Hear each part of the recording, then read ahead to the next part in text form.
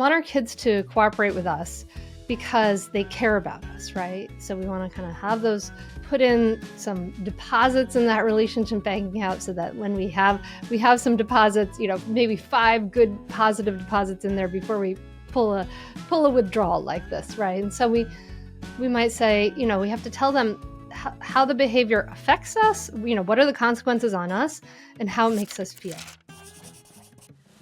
Welcome back to the Healthy Parenting Handbook podcast. Thank you so much for listening. I'm Katie Kimball from Kids Cook Real Food, your host, and I love to bring together experts in the fields of health, parenting, nutrition, and more to help you parents who so desperately want to raise healthy, independent adults get the information you need.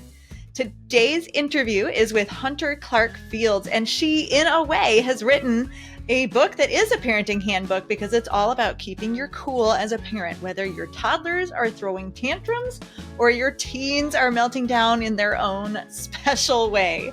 Hunter Clarke-Fields is the host of the Mindful Parenting podcast, which is a top 0.5% podcast. I don't exactly know what that means, but it sounds really, really impressive. She is a global speaker, #1 best-selling author of Raising Good Humans and Raising Good Humans Every Day. She's a mindfulness meditation teacher and creator of the Mindful Parenting course and teacher training.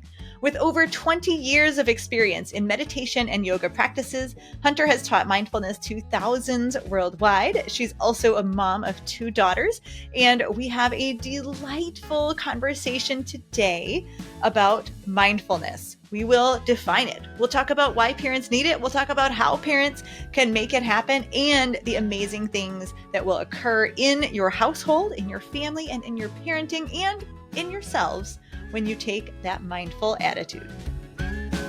Hunter, thank you for being here. Your book is everything parents need, particularly right now, but always. So I'm thrilled to have you on the show.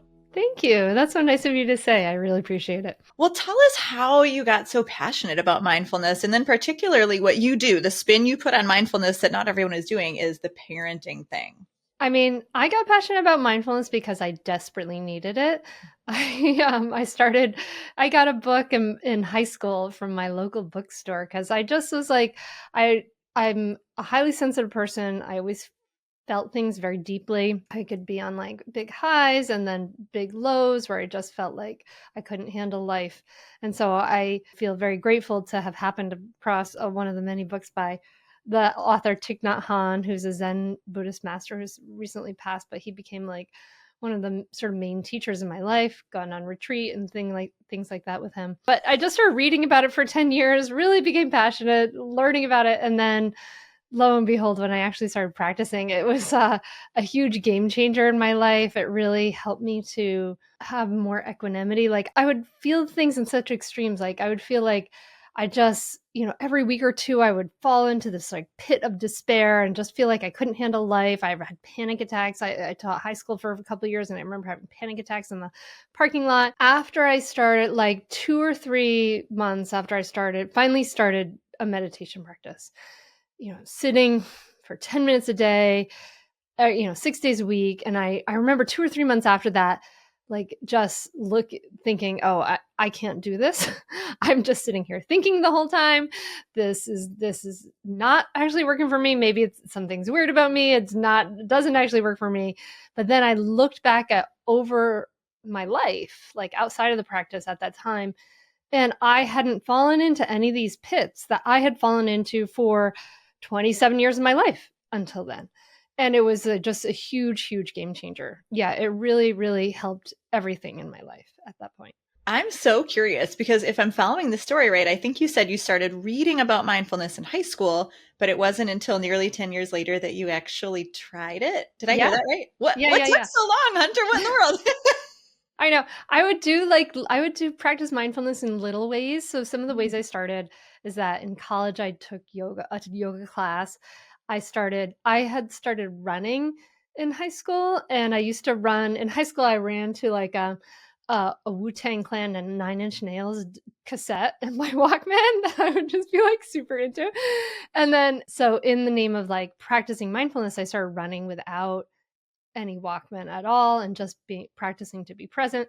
So I took baby steps, but it took 10 years. Yeah. It's, they say, everyone says that the road from the mind to the heart or from knowledge to implementation can be very long. And I think that you're not alone No. in dabbling, right? In trying a little bit here and there, or just learning, like soaking up the knowledge, but like, oh, I don't need that yet, or whatever. Do you mind defining for all of us mindfulness and what that meant to you? Sure. Yeah. I mean, mindfulness is the ability, the practice of putting our attention into the present moment with an attitude of kindness and curiosity. So, I was practicing mindfulness when I was running because I was practicing to pay attention to like the road I was running on, etc.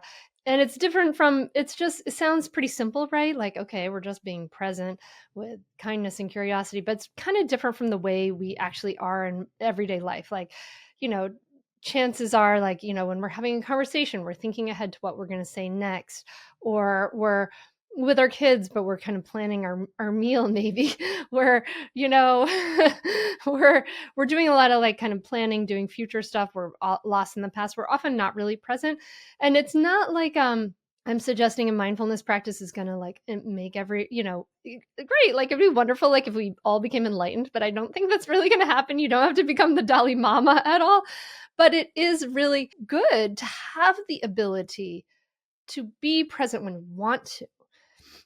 I think a lot of us, especially moms, we're in this like kind of go, do mode, right? Like we have been taught that we're valuable when we get things done, when we achieve things. A lot of us take that in and we want to get a lot of things done. And we heard from Gretchen Rubin that if we can do it in 1 minute, that we should get it done, right? So we're like squeezing in all these things. But the problem with that is that then we're training ourselves to kind of always do that. And we kind of think like, oh, I'm going to get to this amazing vacation we have planned, and then I'm going to really be present and pay attention to my kid. Then I'm going to really like be with them.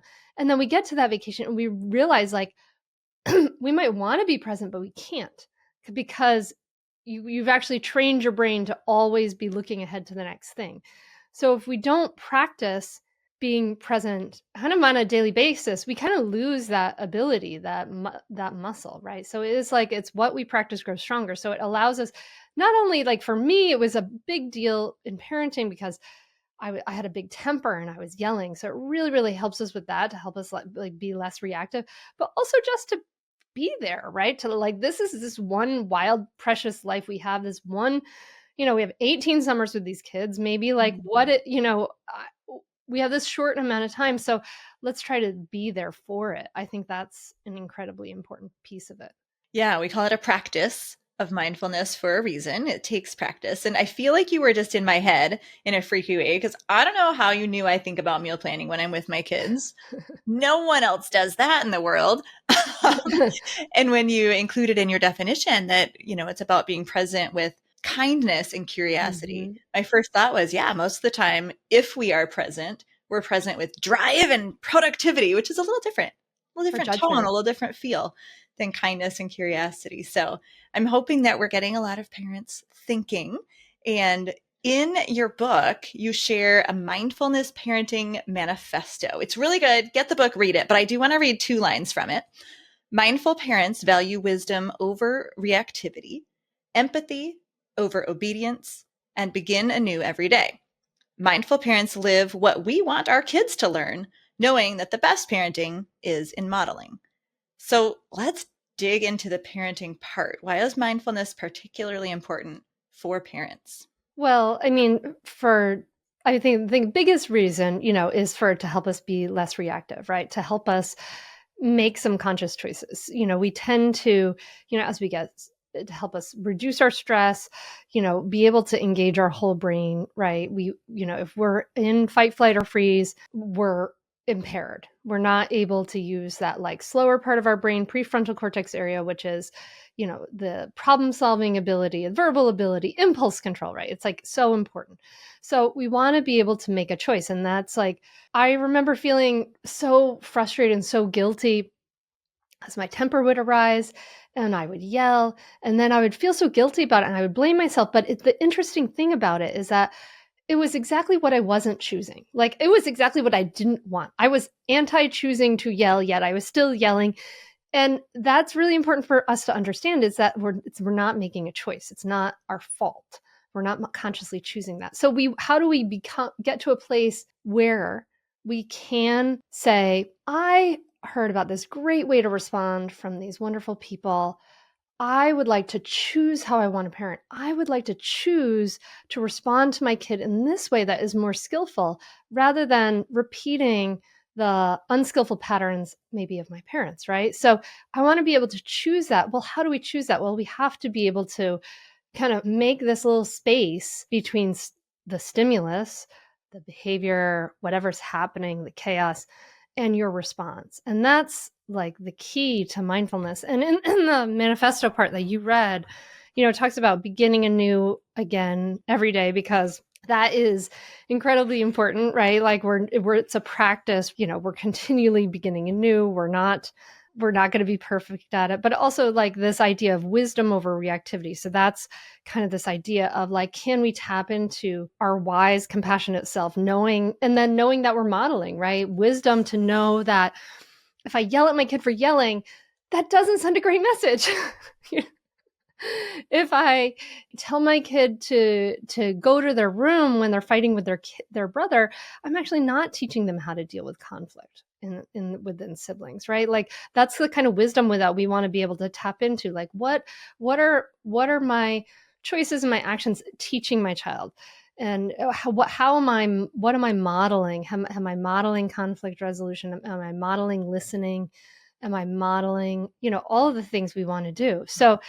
So that's where some of those pieces of the manifesto come in. I think that live what we want our kids to learn is so important. I mean, especially like even down to, you want your kids to learn that like you can have a life after you become a parent, right? That you are not, your life doesn't end when you become a parent. You can still be a whole and complete human being. So maybe we should be modeling that too. So there's a lot sort of buried in there. It's always fascinating to pull back and like examine one's own parenting. And I think we do most of the time realize, oh, I had the wisdom to deal with that problem really well, right? Or I can see now how I could have done that. But when reactivity trumps wisdom, Mm-hmm. right? That's when we behave in the ways we don't want to behave. And so I like what you're saying, that if we can actually practice mindfulness, we can put that stopper in, we can have that pause where we initiate the wisdom that we already have,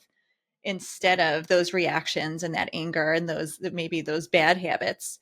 I like you said, unskillful patterns. That was a great phrase. And it's really what we just talked about with you in mindfulness, that you read about it, you dabbled in it, but you never did it every day for a really long time. And I think it's easy for us as parents to fall into those same patterns, read about parenting and wish and hope, but be unable to stop ourselves in the moment because it's hard. But we're starting again every day. And that's really Yeah. good. Yeah. We can begin anew every day. I mean, it's never too late. It's never like some people ask that, like, the concepts in raising good humans and mindful parenting is like, oh, is it ever too, like my child is this age? Is it too late? Like my child is 12, my child is 19. Mm-hmm. I taught it in person to the low income community in Delaware, and I had a grandmother who was taking care of her 6-year-old. She was in the class. And at the end, told me things are better with the 6-year-old. I kind of learned about that all the way through. But at the end of class, she told me that she had actually healed things with her adult daughter. And I was like, oh man, just like, wow, like that has just stuck with me, and just that idea, like, why would it ever be too late to be, to have more connected, kinder relationships, right? Like that's what we're here on earth. That's like the most important thing. What a special story. What a special story. That must have, I mean, that's why we do what we do, right? You and I, and trying to help other parents and use the knowledge we have. Dr. Carla Naumburg is a fellow author of yours and a clinical social worker. And in the foreword to Raising Good Humans, I appreciated that she said when she stopped yelling at her kids, she didn't know what words to replace the prior mean words with. It was like learning a new language. So help us out. First step to learning the new language is erasing a bit of the old, or figuring out what to replace. So what should we stop saying to our kids? Oh, I mean, that's the whole thing. It's so challenging to figure that out sometimes, you're like, "Okay, I don't wanna yell, I don't wanna do this, but what do I wanna say? How is it?" Yeah, so I had gone into, like, a whole period of study and looked into nonviolent communication and parent effectiveness training, kind of modes that have been around since the '70s. It's pretty interesting. Like the I message that I teach in Raising Good Humans was coined by Thomas Gordon in 1970. And it's still like it's like a kind of a gold standard for usefulness today, right? Yeah, kind of some of our old school methods are based on this idea of are based on some ideas that are sort of outmoded, right? That our kids may fear us, or kids should be instantly obedient and things like that. And we know that that doesn't create healthy connected relationships. That doesn't create secure, happy kids at all. And we may believe that, yet we still kind of have these modes of communication kind of in our heads because they're just kind of in the world that we live in. So it was really frustrating to, learn, like to kind of learn some of the things you shouldn't say, and then see them in myself, like again and again. And also then see like my older daughter doing them to my younger daughter, like for instance, like commands. Lo and behold, go figure, nobody at any age likes to be ordered around, even like a 2-year-old. And a 2-year-old's day is often like, come over here, go over here, there, put these shoes on, take those shoes off, put your jacket on, come in the car seat, go over here. It's just like commands, commands, commands, commands, commands all day long. And so it's kind of not that surprising that they get a little tired of it.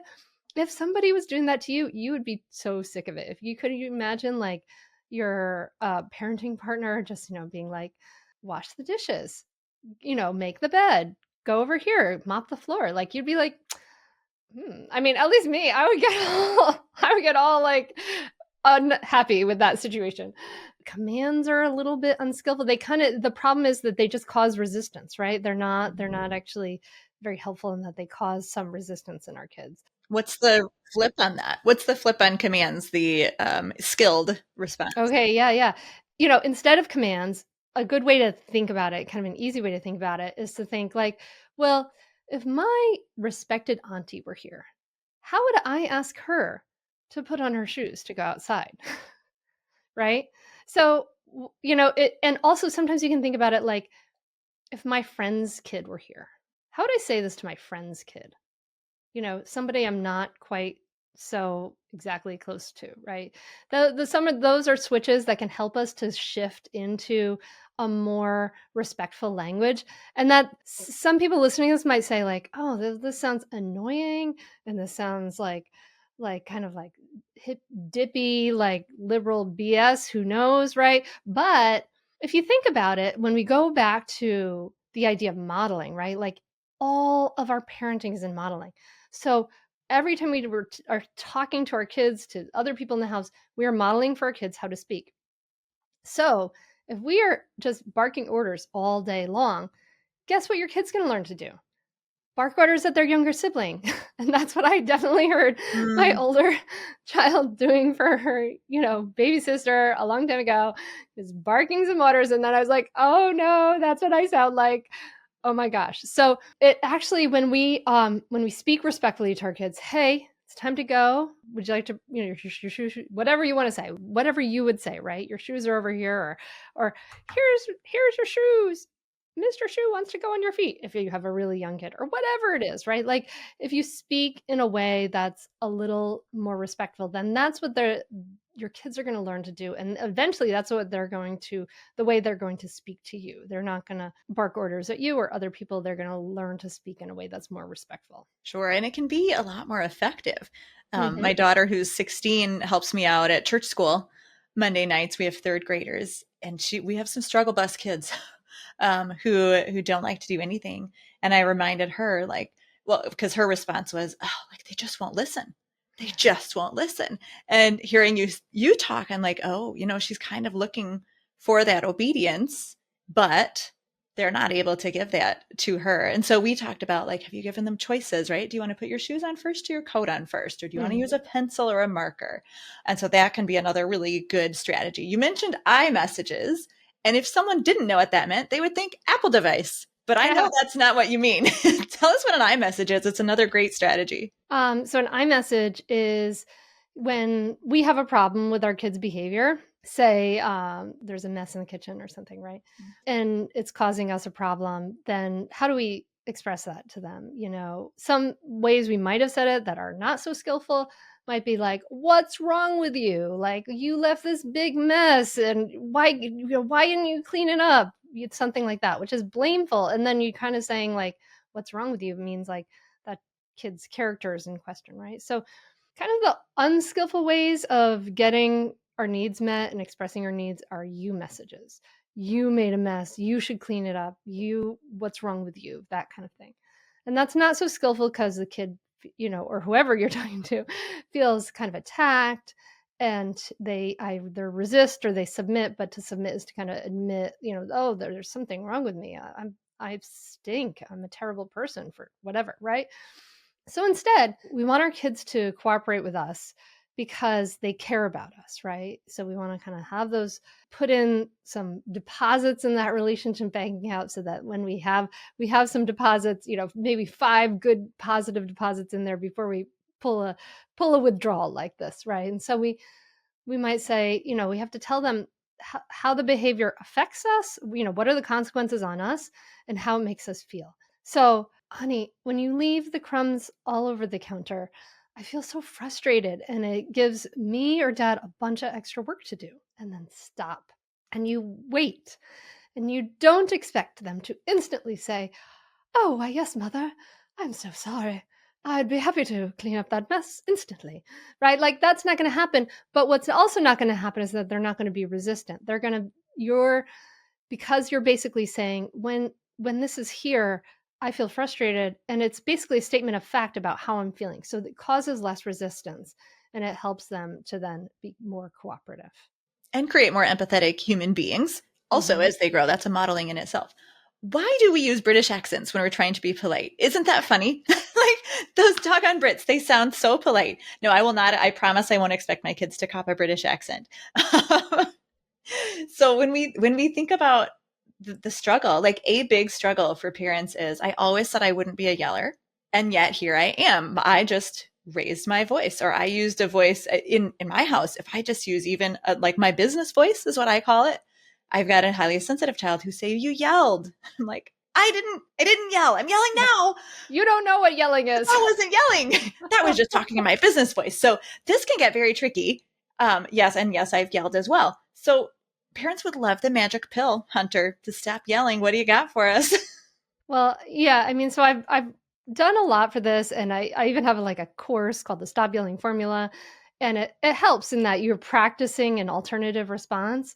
And the thing about yelling is that, but what I want to say up front about it is that it's okay for us to yell once in a while. Like, we're not supposed to be robots. We don't have to be perfect. That would be bad for our kids if we were perfect and never got upset because they'd wonder what was wrong with them, right?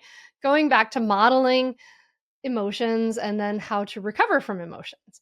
So we want to maybe reduce our yelling. We don't want to be scaring our kids, because that's also true, is that yelling scares kids. We're bigger, we're louder, we have more power, and it puts them into fight, flight, or freeze. So actually, it's not very effective either, because then when they're in fight, flight, or freeze, their prefrontal cortex learning parts of their brain are cut off. And so they can't learn whatever it is we want to learn in that moment when we're yelling, right? So it's not so skillful. But it's also, we want to remember, not our fault. It's not, we probably didn't choose it. We didn't wake up and say, I'm going to scream at Xavier today. No, we don't do that. So what do we do? So there are 2 kind of ways to go about it. And one is you want to reduce your reactivity kind of overall in your life. And I mentioned this first because this is really important. If you're so stressed out that you're like at the, any little thing is going to push you over the edge, that's going to make you yell more. And that's not your kid's fault. But like, if you're hungry, you're tired, you're stressed, you're not seeing your friends, you don't have any outlets besides being mom or dad. And those are all things that lead to unskillful parenting. So actually taking care of yourself and taking care of your needs, reducing your stress overall, is actually probably the number one most important thing you can do to reduce your yelling, is to reduce your overall stress. So Mm. self-care is not selfish. It is actually taking responsibility, and it's modeling how to be a healthy, happy human. Okay. So we want to have time with supportive family and friends. We want to have, take care of our bodies, get good night's sleep, all of those things, right? That's incredibly important. We can, to reduce our overall reactivity, we can also like practice, maybe start a mindfulness practice. Mhm. Try that, like, walk without your cell phone. Mm. Walk slowly back from drop off, right? Or just sit. I have a 3-minute meditation on mindfulmamamentor.com. Like, try like little bits to just introduce a little pause and a little slowing down into your life. That those can also help. So I'll just pause there because that's like the overall reactivity piece is really important. Yeah. It sure is. And I hope you understood that I was joking when I said we want a magic pill because Yeah. obviously it's like a 27 million step process. But it does start with us. It starts with our own stress level, starts with our modeling. And I think a word that I saw a lot in your book too was triggered, that our Mm-hmm. kids can trigger us. And that's a real vision because a trigger is something that happens really quickly. And so that definitely speaks to the reactivity. You just talked about the kids being in fight, flight, or freeze if they're feeling scared. And when adults are in fight, flight, or freeze, you call it impaired parenting when we're not able to access our whole brains. And it makes so very much sense. So, do you have sort of a trigger stopgap, a recommendation for us particularly? Well, there's triggers and there's stressors. Mm. Stressors include like not having enough sleep or not getting enough to eat, things like that, right? Reducing your stress. Mhm. And then, yeah, the third thing kind of with the reducing our reactivity overall are the triggers. And that means uncovering and understanding them and kind of offering them some healing and compassion. If your kid doesn't listen to you and it makes you have this outsized reaction, right? If they're just maybe being doing what a 6-year-old does, right? Just being an immature Neanderthal, which is sometimes how I think of our kids, is like they're like Neanderthals that we are trying to cultivate and turn into like responsible humans. But yeah, they're just being kids, they're being immature by definition.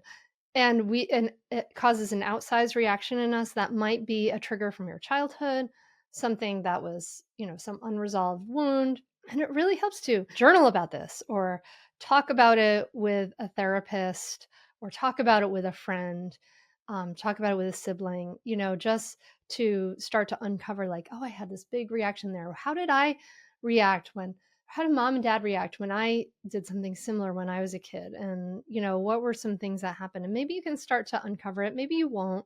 But even so, the process of talking and writing will help you to kind of understand it better and kind of uncovering these things and just noticing, oh, I tend to have this big reaction to this.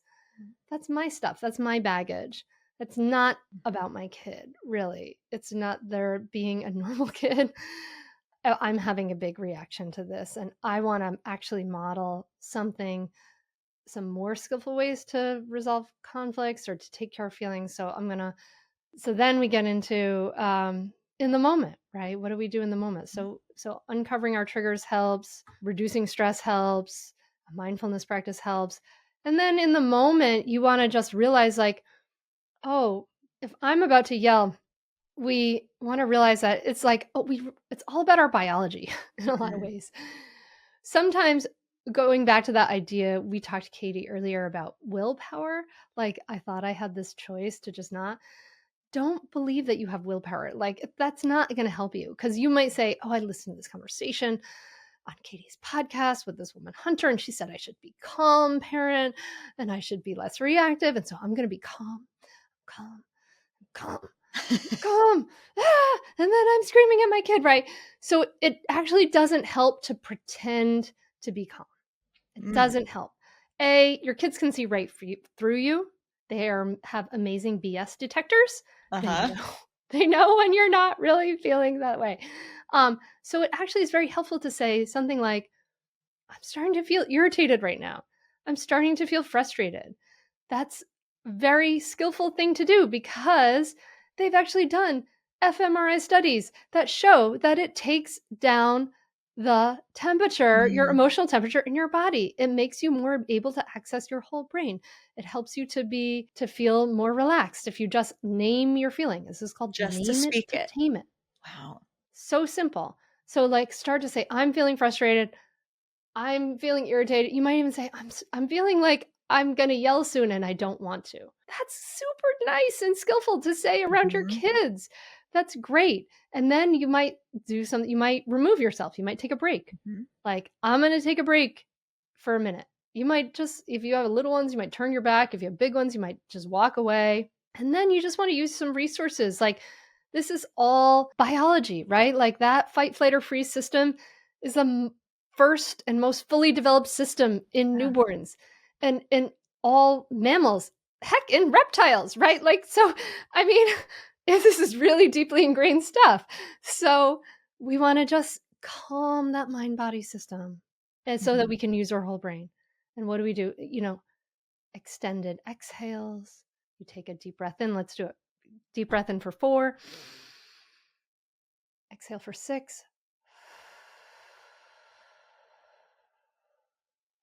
Let's just try one more. Inhale 4. Mhm.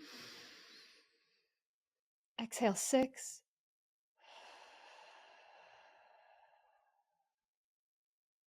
Chances are, just from 2 breaths, you can feel the difference, Mhm. right? And it's a great tool for parents. It's a good one to It's super teach simple. your kids. It's an important one to use, but you need sort of that stop sign before you react, right? Which is where Yeah, the yeah. mindfulness comes in. Yeah, just to remind us to use our tools. Yeah, and there's other tools you can use. You can use mantras. I'm helping my child. This is not an emergency. You can shake it out. That's Mhm. because it creates tension in your body. So you just shake out the tension. You can just shake your arms and legs out. Those are tools. So you basically want to do everything you can to reduce your stress response. And those, I think the extended exhales are like the simplest, easiest thing to do because it's like, Mhm. oh, it's like a hack. Like, because each inhale is a mini stress response and each exhale is a mini rest and relaxed response in the nervous system. So it's just, you're just hacking the nervous system to just bring it back down. Right. And your body really has no choice but to respond. In fact, I remember one time, because I mean, I know that strategy, and I was getting a cavity filled. And I said to the dentist, I'm like, I don't understand why my breathing isn't working right now. My heart is still beating so fast because the breath controls the heart. So it should be like a cause effect every time. He said, oh, that's because the local anesthetic has adrenaline in it. And so Oh, it was, wow. isn't that fascinating? I was like, oh, my breath isn't broken. My heart is being medically sped up. And it was really interesting just because I knew how it should feel, Mm-hmm. and it wasn't working. And so to me, that was like, oh, I'm so glad there's a reason for that. And I'm not broken. But the power in that is that we know that your breath is in control of your heart, which is then in control of your brain. So an amazing trick. It's super powerful to be able to do that. And that's why, I mean, taking care of ourselves and knowing these tools is why your book has 2 parts. The first part's all about the parent. Kids aren't even involved in the whole first part, which is kind of funny, but you point out some tough truths, and we got to get to the connection question. So I'm going to read a quote from your book. Too often, we expect behavior of our kids that we don't really demonstrate ourselves. We expect children to be respectful, yet we continually order them around. We were just talking about that. We make demands of them, then we are surprised when they are demanding. We yell, threaten, and punish, demonstrating to them that power and coercion are our go to tools. Unsurprisingly, this causes disconnection in the relationship. So relationship, so important, Hunter. What are your strategies for getting connection back with our kids or building connection if we haven't messed that up yet? Oh, I mean, I think that, back to mindfulness, when we think about building connections, sometimes we think, oh, like, oh, I'll take my kids to Disney or whatever, right? And I'll do these fun things with them. And that's wonderful. But way, way better than that is just to be really present with them, to be really listening to them. There's special time is something that people talk about. I think about it as mindful special time because the idea is you put away your phone and you practice mindfulness of your child. Like, I'm just going to be attentive with kindness and curiosity, right? Non judgment. Like, who is my child today? Using this idea from the mindfulness world of beginner's mind. How can I be curious about who they are, right? So I think like the idea of actually the one of the best connecting things that we, in our kind of like rush to do all the things and to fill every second with entertainment and things like that is to put down our phones and listen to our children. It's to practice really, really listening without and noticing, oh, I have this urge to interrupt them and tell them not to do it this way or to tell a story or just to like criticize one piece of it, but just to say, okay, I hear you're thinking and I'm going to come back and I'm going to just practice being a listener. And really, really listening to our kids is like the best glue. I think that's amazing. And play with them. I think rough and tumble play is like such a great thing. You got to kind of sometimes as they get older, you have to enter their world a little bit more. I don't play Stardew Valley or Minecraft, but I ask questions about Stardew Valley and Minecraft. I want to understand what's going on, right? And just, I think always being a listener and practicing that when they're young can kind of set a pattern for when you really want to do it when they're older. My daughters are 14, 17 now, and I listen to some really boring statements and stories about My Little Ponies when they were young. But you know what? My 17-year-old tells me all kinds of things now because she knows I listen. So I think really just practicing to be present, go on walks, really listen. And I guess part of listening too is another communication skill that we didn't get to talk about, which is, listening reflectively. Like when our kids have a problem, sometimes we want to, out of the love of our heart, because we don't want them to hurt or we don't want them to suffer, we try to fix their problem or we try to dismiss their problem. Oh, you're fine, or why don't you do this or that kind of thing. And those aren't really that helpful and they're not that connecting. They're barriers to communication. And so if we can listen reflectively means like reflecting back, what are they saying to us and what are the emotions they're saying? Oh, you're really frustrated about that, right? Or validating, empathetically listening is another way of saying this. These are just amazing for creating connection. I was reading from another expert about listening to particularly girls as they go into adolescence and actually asking as the conversation gets started, like, hey, hun, do you just need to vent? Or do you want help with this problem? And I was like, that's so simple, but I've never thought of it before to just lay it out on the table and be like, do you want help? Or do you just want to vent? Because I'm here if you just want to vent. And that is such great modeling too, for especially our adolescents, because sometimes we as humans just do need to vent and we need a person in our life who can be that person. And hopefully, obviously, as parents, we hope we're that person for our child until they reach adulthood. And as someone, of course, who loves to see kids working in the kitchen, that's such a good place to practice that, both the mindfulness and empathetic listening, because you can be focused on a task with your hands, right? Being busy. Like my son calls cutting up vegetables therapeutic. He loves that repetitive motion. And when you're in the kitchen, you don't have to worry so much about eye contact because that can be overwhelming for either little kids, but especially adolescents.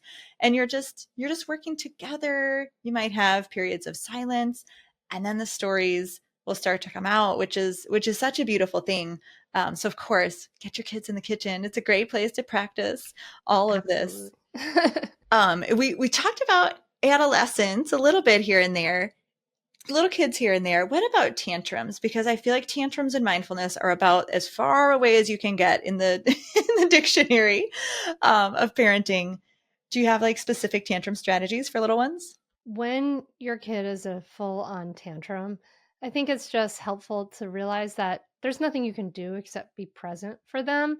Mm. And you might get triggered by that tantrum because you're a human and it's hard to be there. So ideally, we would be there. Maybe we sit on the floor, we keep them safe, we breathe those extended exhales, and, I'm here for you when you need a hug, right?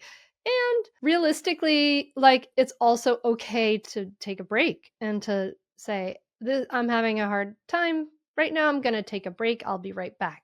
I'm going to go take care of myself. I'll be right back. So really what kids with tantrums need, that's just a brainstorm. It's just an emotional overload. And it's okay for them to have it. That we have to also go into it with the mindset of acceptance. Like, let's not fight this. We don't have to fight it. We don't have to, there's nothing to fix, nothing to fight, nothing to change, right? Mhm. But just there's nothing wrong with my child, but can I just be present? Can I model calming exhales? Can I make my nervous system, my mind body system calm so Yeah. that when my kid's ready, they can borrow my calm, right? Because we can feel each other's feelings, we help each other regulate. So that's all ideal. And like, you give yourself permission to take a break because it's better to take a break than walk away than it is to scream at your kid. Sure Right. is. So those are some of the things. And then maybe you talk about it later and you were really upset earlier and whatever. You can talk it through later. Right. But don't talk during the tantrum. That's definitely, knowledge nugget number one. I think that awareness that tantrums are normal, they are not personal. The child is not doing it to you. They are not doing it because they are broken. Mhm. Like, again, it sounds so simple, but I wish the young mom in my history had really been able to internalize that because Yeah. I often felt like it was personal. And that's Yeah. so triggering. No, the child is not doing that just to wreck my day or to give me like a demerit on the parenting award schedule. There is no parenting award schedule, right? Like, so the tantrums can be very tough and very triggering. I can relate enormously. I mean, that's what triggered my temper enormously, were my Mhm. daughter's big feelings. Like she would get so upset. And I realized like, oh, like when she has these big feelings and gets so upset, in my body and my bones, it feels unacceptable. It feels like Mhm. this is unacceptable. And why does it feel that way? And this was a kind to go back to the idea of talking about and uncovering our triggers from when we're our own upbringing. For me, it felt unacceptable because when I was little and I got upset, my father would yell at me or he would spank me. It was terrifying. So then I'm carrying the same exact pattern forward because it feels unacceptable to me. And so this has nothing to do with her. Like it has, I mean, she's just a kid having a tantrum. That's super normal, right? But for me, it carried all this baggage. So it really was, the onus was on me to heal and to work on this baggage, right? And to Mhm. not place that on her. I don't know. I probably did a mediocre job, we'll see. But then we get so much better because we get more knowledge, right? And then the implementation. Yeah, I think, like, if we can put effort in wherever we are, like, consider now, like, the front end, Yeah. right? Like, I need to learn and grow. I wanna take care of myself. I wanna heal. I wanna not put this stuff on my kid. I wanna just be more authentic and whatever, right? Like, and we can do some work in the front end. It can really pay off later, right? Like anything we're doing to do that stuff, it really does pay off later in that things can get easier and easier and easier. Like the opposite way of like the threats and the punishment kind of style, that gets harder and harder as time goes Mhm. on. Because the kids get bigger and bigger and more And stubborn and more bigger things stubborn. problem you have to up the ante. I mean, if you're learning things like, emotional regulation for yourself, I messages and reflective listening and stuff that are hard. It's hard to learn like a new language. It's like learning a new language. That Mhm. can be really hard, but it can get easier and easier as time goes on rather than harder and harder. That is definitely truth. I've been parenting 19 years and I just realized a trigger of mine, I'd say about a month ago, that one of my kids tends to critique my house cleaning. Oh, Oh, I know. Oh, did I just trigger you, Hunter? You just like physically moved back away from the microphone. Yeah. My child's just like, I can't even have friends over. It's so embarrassing. And it would totally trigger me every time. I could feel the flame rising up inside. yeah. And I would usually say something slightly off of the grown up path, like not exactly like the mom that I should be.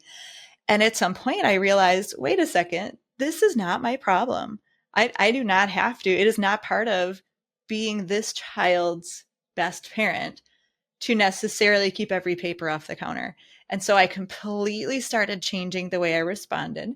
And I would say things like, well, some people can keep a clean house and some people can run a business. We're all very different. And just trying to focus on that. Or like, we all have such different personalities. I love the way you keep your room clean.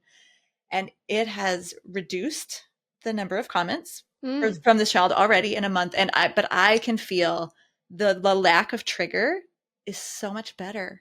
It's just Mhm. so much healthier for me and healthier for our relationship. So that was my little step into the confessional, but also a really good example of what we're talking Oh, about. no, no, that was beautiful, and can I pull out something you said?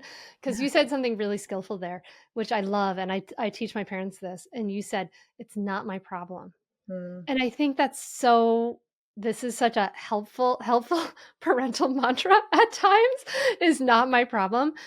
Because, like, we think, like sometimes we think we have to solve all our kids' mhm, problems, we have to make and, like, it's actually can make us be a little more grounded, a little more empathetic, a little bit more, steady, if we can just say, "Okay, that's not my problem. mhm. You have a problem about that, that's okay, and I'm here for you to help you as your helper, but it's not my problem to take on," right? Yeah. Um, sounds like you're frustrated. I Maybe was, Hunter, you'd I like to was. straighten my papers, right? Like, for me, honey, sounds like you're frustrated. Do you wanna Yeah. add these chores into your regime? Because maybe we can work on that. Mhm. I mean, there's a million paths to go down, but just that shift in my thinking was so powerful. I'd highly recommend it, everyone. Examine your triggers.